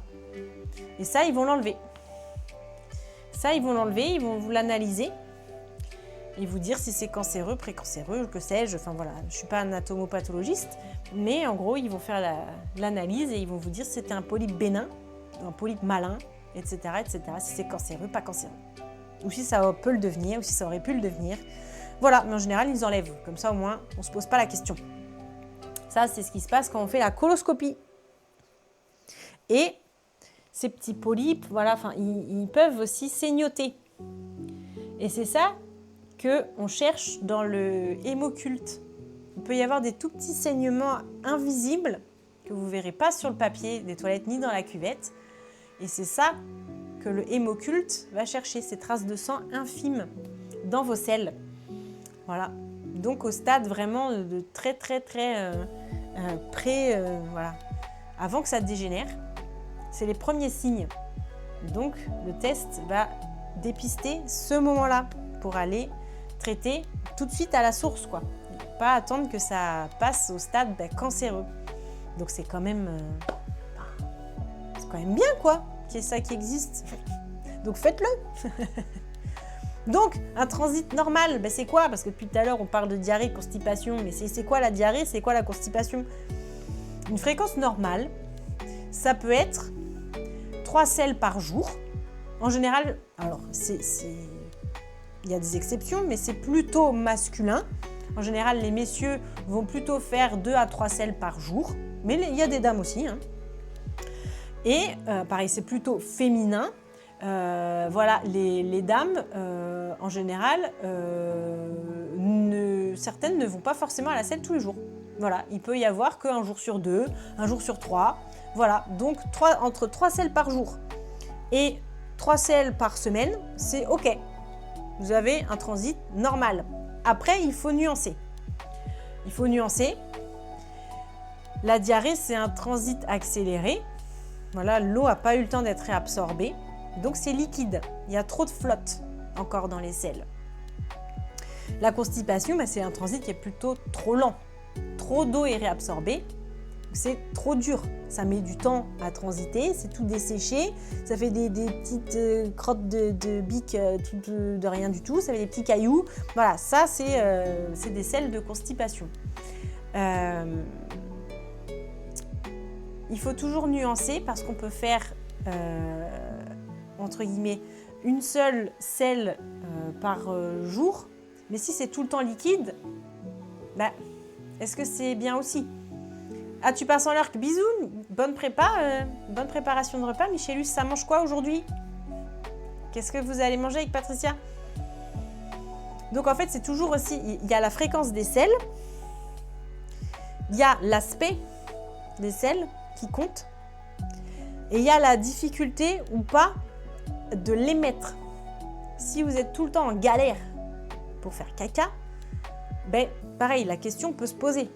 Donc, s'il y a un quelconque problème avec votre transit, vous pensez qu'il y a un souci, ou vous avez l'impression que c'est pas tout à fait normal, vous en parlez à un professionnel et il va vous dire si c'est OK ou si c'est pas OK. Mais il y a toujours tout ça à remettre en perspective. C'est la fréquence, la consistance et la facilité ou non, ou la difficulté à émettre les selles.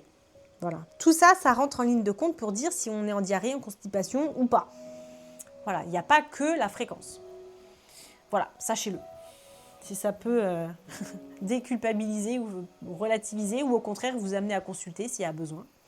Voilà, il n'y a jamais de questions bêtes et il n'y a jamais de questions gênantes non plus. Les professionnels de santé sont habitués à toutes les problématiques du corps humain. Il n'y a pas de dégoût à avoir, c'est tout à fait normal.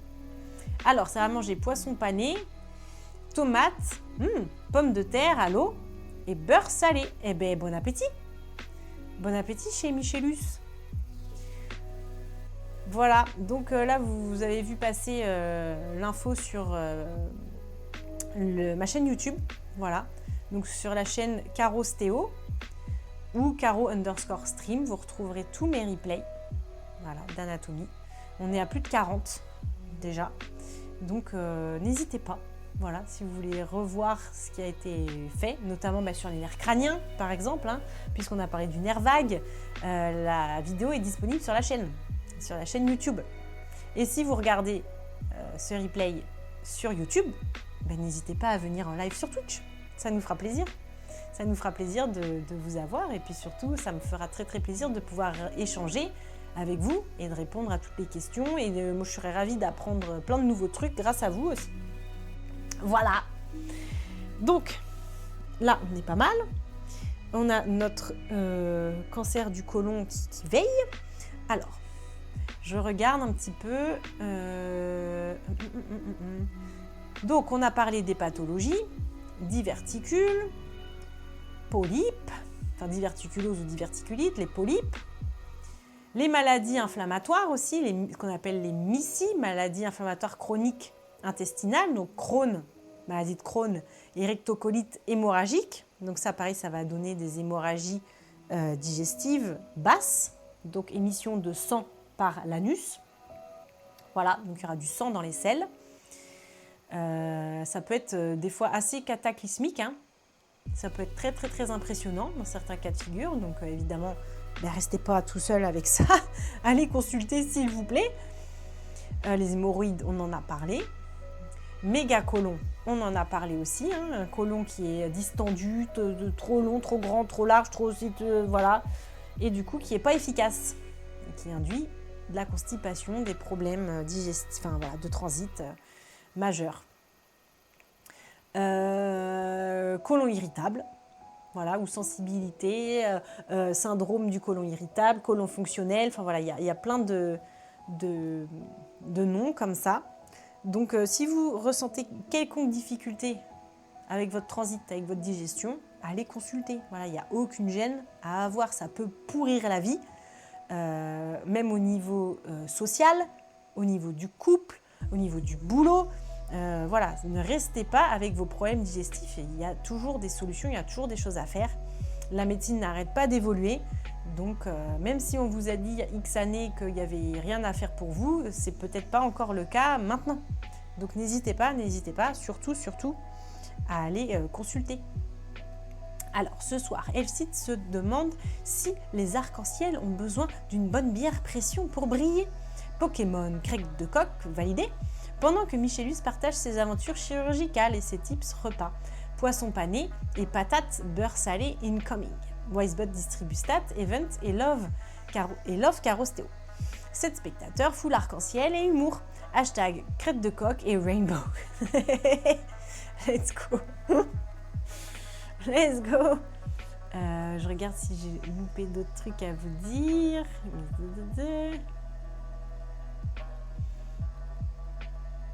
Là, ça, on est bon. Les hémorroïdes, on l'a déjà vu. Ok. Non, on est bon. Alors, le zoom. Maintenant, zoom majeur. C'est maintenant que tout se joue. Après 2 heures de live, je vous remercie d'être resté jusque-là. Le cancer du côlon. Voilà, c'est Mars bleu. C'est va chier. Voilà. Si vous aimez les gens, allez leur dire d'aller chier. De rien, c'est instructif par ici. Ah bah écoutez, c'est instructif, il y a des noms d'oiseaux, voilà. On se lâche, ça fait plaisir, on peut dire chier. Chier. Et ça peut aider des gens. Pour une fois que dire un gros mot, ça peut rendre service. Allons-y. Donc, c'est hyper important parce que, je le redis, le cancer du côlon, c'est la 2e cause de mortalité par cancer, alors que on pourrait guérir 90% des cas. Ce n'est pas normal. Dans notre ère actuelle, en 2026, ce n'est pas normal d'avoir encore ce genre de chiffres. Voilà, donc il fallait bien une campagne choc, parce que c'est pas possible. Enfin, je suis désolée, je m'énerve encore, mais moi, en tant que professionnelle de santé, pour moi, ce n'est pas entendable, quoi. C'est pas possible.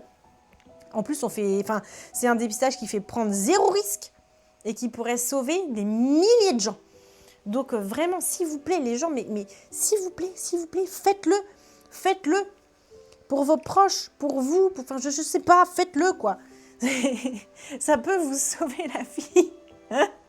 Faire caca, ça peut vous sauver la vie. Quand même un truc de fou. Voilà.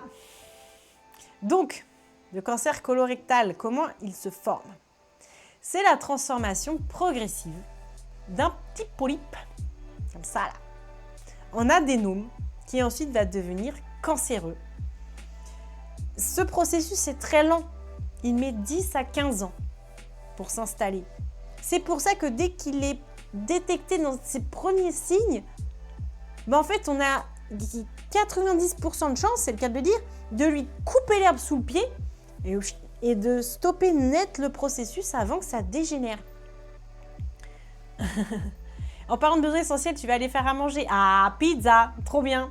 Eh bien, bonne pizza, merci pour le lurk, des bisous. Donc 10-15 ans. Voilà, le dépistage commence à 50 ans. La probabilité, voilà, si ça a été défini comme ça, c'est que c'est le moment où on peut couper justement ce processus qui est en train de s'installer petit à petit. Cancer du côlon. Donc, c'est aux États-Unis aussi d'ailleurs, c'est le 2e responsable de décès par cancer après le poumon. Il représente environ 15% de tous les décès liés au cancer. Les facteurs de risque. Alors, il y a l'hérédité. Voilà, il y a des gens qui font des cancers du côlon dans la famille. C'est pour ça que dès qu'il y a un un cancer, enfin voilà, quelqu'un qui a atteint d'un cancer du côlon dans votre famille, on va vous proposer d'aller passer une coloscopie. Voilà, parce qu'il y a un facteur héréditaire qui est non négligeable. Donc l'hérédité. Il y a l'âge. Voilà, à partir de dès qu'on est plus de 50 ans, on est à risque de faire un cancer du côlon. Voilà. Il y a des cancers des personnes jeunes, mais le côlon, c'est pas le cancer de la personne jeune, c'est à partir de 50 ans. Voilà, contrairement par exemple au cancer du testicule, voilà, qui est un cancer de l'homme jeune, par exemple. Voilà.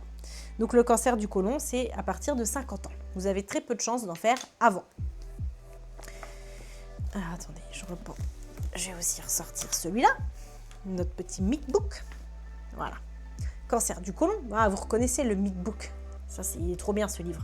Ce livre est trop bien. Je rappelle, on est accompagné donc, par le MIC-book, le Néther à colorier et le Néther tout court. Voilà, qui est donc l'atlas d'anatomie. Donc on a dit âge de plus de 50 ans, hérédité, la sédentarité. De toute façon, c'est simple. Pareil, j'ai encore m'énerver. La sédentarité, c'est un problème pour tout. La sédentarité, c'est un problème pour tout. On va mourir maintenant, dans notre société contemporaine, là, on va mourir de la sédentarité.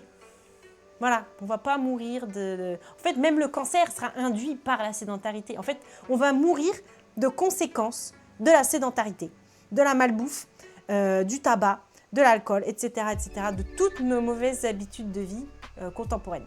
Voilà. Donc, en fait, on se fabrique notre propre bombe à retardement.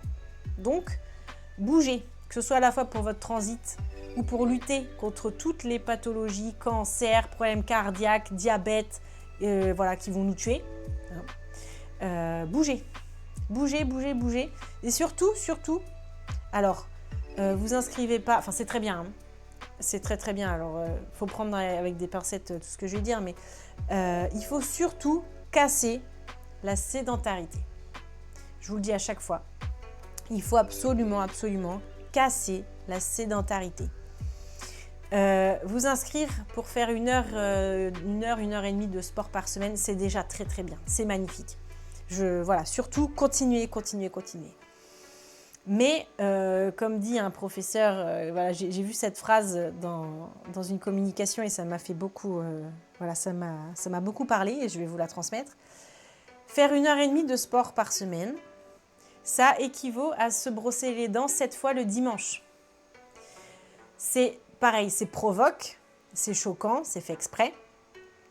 Mais en fait, on a découvert, à travers les dernières études scientifiques, que les personnes qui seront le plus protégées par leur activité physique, en fait, ça va plutôt être les personnes qui vont être actives un petit peu tout le temps, qui n'auront pas un mode de vie sédentaire, donc qui vont bouger, qui vont marcher un petit peu tous les jours, voilà, qui ne vont pas passer 8 heures assises, etc., qui vont aller se promener, qui vont bouger, marcher, se lever, avoir un bureau adapté pour pouvoir se lever, pédaler, voilà.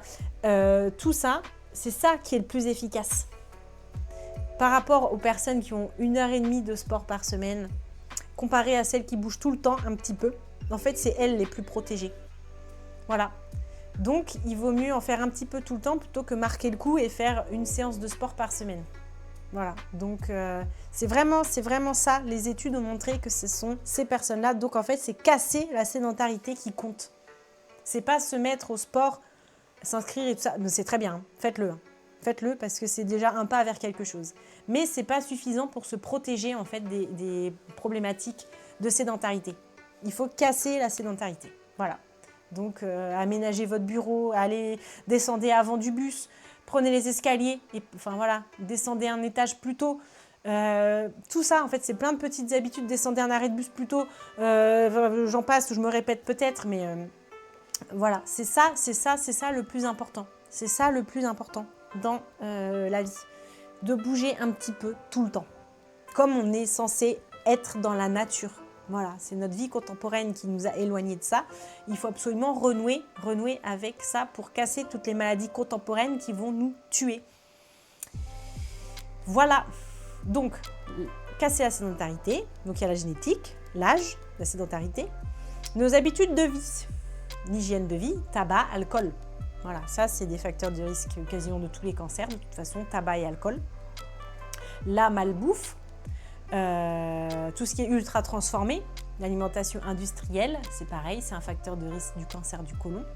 La viande rouge, voilà. Potentiellement certains traitements aussi de la charcuterie. Voilà, on commence à découvrir encore plein de choses, donc il y a plein d'études qui bougent, on en découvrira peut-être encore d'autres. Voilà, donc tout ça, ce sont les facteurs de risque. Je suis en train de regarder, parce que j'ai oublié, risque élevé, donc antécédents personnels.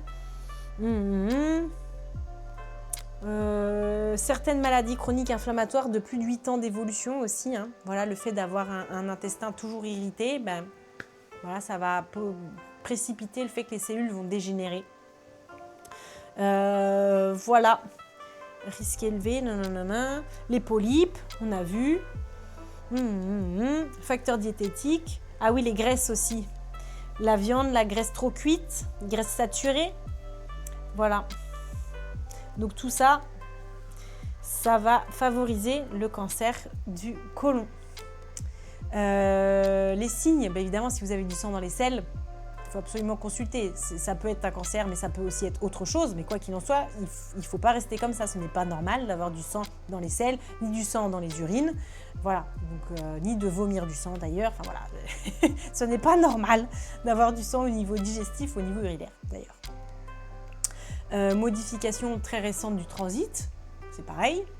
Voilà, il faut toujours s'en inquiéter. Quand on a un transit habituel, quand il change, ben, c'est peut-être qu'il se passe quelque chose. Ça peut être un cancer comme pas du tout, mais c'est pas normal, donc il faut aller consulter.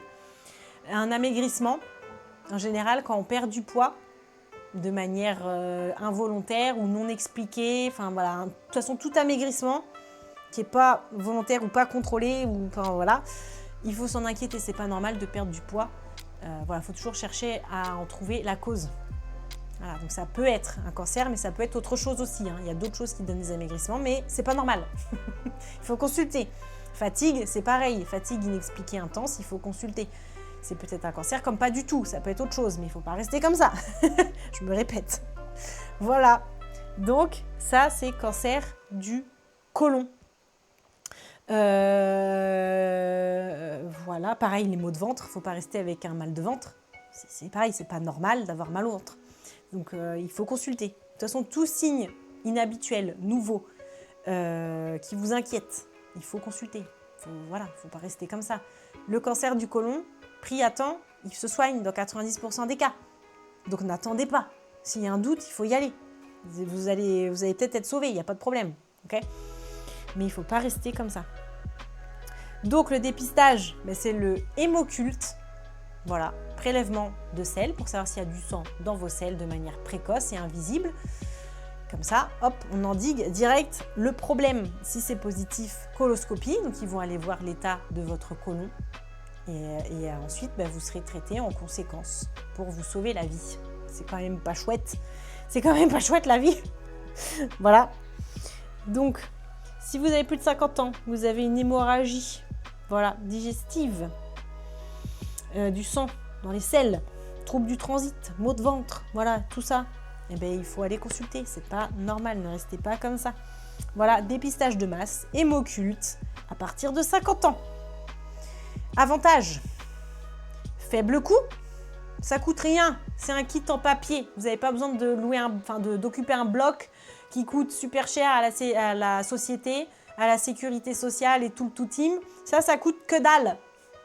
Voilà, comparé à tout le matos qu'il faut pour faire et tout le personnel qu'il faut pour une opération. Donc, en plus, vous économisez le trou de la sécu en faisant ça. Voilà. Faisable. Voilà. C'est faisable, facilement. Il n'y a pas besoin d'une technique. On sait tous faire caca. Normalement, on sait tous faire caca. Donc, ça coûte rien. C'est facile à faire. C'est non invasif. Voilà. Il n'y a personne qui va venir faire quoi que ce soit sur vous. C'est non invasif. Il n'y a pas besoin de matériel. Il n'y a pas besoin d'aller à l'hôpital. Vous le retirez juste chez le pharmacien ou le médecin. Ou bref, vous le commandez par Internet. Il y a plein de moyens de se le procurer. C'est hyper facile. C'est hyper facile. Mais personne ne le fait. Ça me fout en l'air. Ça me fout en l'air. Donc j'ai juste envie de vous dire, va chier. Ça y est, elle s'énerve. Ça y est, elle s'énerve, la gonzesse. Voilà, donc tout ça pour dire que c'est un test super facile. Si vous avez des proches de plus de 50 ans, dites-leur. Voilà, ça leur sauvera la vie. Dites-leur d'aller faire le dépistage hémoculte. Parce que c'est une des meilleures inventions modernes de la médecine moderne. Voilà, c'est tout. Mais après, il y en a qui ne veulent pas, libre. On est tous libres de faire ce qu'on veut de son corps. Mais voilà, on a aussi, comment je pourrais dire, il faut savoir qu'en ne le faisant pas, on va aggraver le trou de la sécu, quoi. Parce que ce sera dépisté plus tard, à des stades plus avancés, il faudra des traitements plus lourds, des hospitalisations, etc., etc., etc. Alors que ça aurait pu être évité. Voilà. Donc c'est aussi des questions de santé publique et de finances publiques. Il ne faut pas l'oublier, c'est aussi l'argent de tout le monde, c'est notre argent, celui des autres. Voilà, c'est aussi des problématiques de santé et de société. Voilà, de pouvoir dépister et traiter les maladies avant qu'elles ne se déclarent. C'est pareil pour le diabète, c'est pareil pour les problèmes cardiovasculaires, les cancers aussi, évidemment. Voilà, plus tout ça c'est dépisté, on fait de la prévention, etc. Plus on évite ces maladies-là, plus on soulage aussi les soignants, voilà, qui sont au bout du rouleau. On soulage les systèmes de soins, on soulage les finances publiques. Voilà, donc c'est un vaste débat, évidemment, hein. Mais ça en fait partie. Voilà, toutes les maladies qu'on aurait pu éviter en font aussi partie des économies qu'on pourrait faire. Voilà, et ça tient aussi à nous, au choix qu'on fait. Et voilà. Donc, faites-vous dépister, par pitié. Par pitié, faites-vous dépister. Et ça pourrait vous sauver la vie. Faire caca pourrait vous sauver la vie. Vous n'y avez pas pensé avant, mais voilà, je vous le dis. Ce sera la phrase qui va clôturer. C'est la phrase qui va clôturer. Faire caca, ça va vous sauver la vie. Voilà. Prévention, hygiène de vie, tout ça, on a vu. Les fibres, s'hydrater, l'activité physique, réduire l'alcool, le tabac, réduire le stress, écouter son corps. Voilà. Donc, parler colon et parler caca, c'est aussi prendre soin de sa vie et de celle de ses proches. Voilà, mes amis. Mais c'est magnifique. C'est magnifique, je suis ravie. Va chier. Ce sera le mot final. Si tu as plus de 50 ans, va chier. Voilà. Allez, ciao. Mes amis, merci pour tout. Je suis en train de vérifier que j'ai pensé à tout vous dire, mais je pense que oui. Voilà, donc si jamais ça vous intéresse d'avoir ce bouquin, c'est l'Atlas à colorier. On est là ensemble tous les jeudis à 17h pour le live anatomie.